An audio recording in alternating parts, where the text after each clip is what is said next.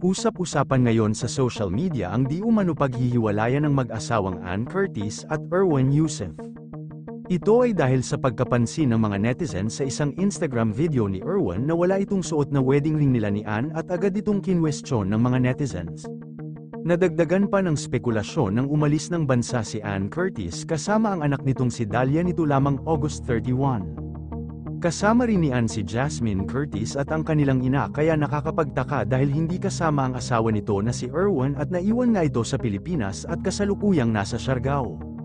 Nakakagulat nga ang balitang ito dahil noon pa man ay wala na talagang nangyayaring hiwalayan sa mag-asawa na ito at ngayon lang nagkaroon ng balitang hindi nagkakaayos ang dalawa. Sa ngayon ay wala pang tugon ng dalawa tungkol sa isyu na ito ngunit mukhang totoo nga ang usapan na ito dahil makikita sa isang video ni Erwan na wala nga talaga itong suot na singsing. Kahit pa man na may food vlog siya noon ay palagi niyang suot ang singsing kaya naman marami ang nanibago at nagtaka na baka totoo nga na hiwalay na ang dalawa. Sabi-sabi rin na nai-stress na nga ang dalawa dahil sa usap-usapan na ito kaya umalis muna ng bansa ang mag-ina para makapag-isip-isip sa kung ano ang pwedeng gawin sa kanilang relasyon.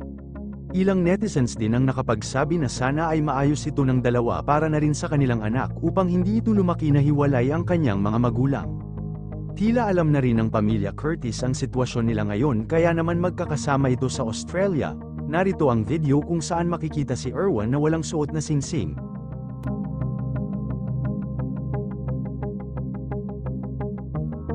Yun lamang po, ano sa tingin mo ang dahilan sa hiwalayan nila Ann Curtis at sa long-term partner nito na si Erwan Youssef? Comment mo sa ibaba. Huwag kakalimutan i-like ang video na ito. Maraming salamat po sa panunood.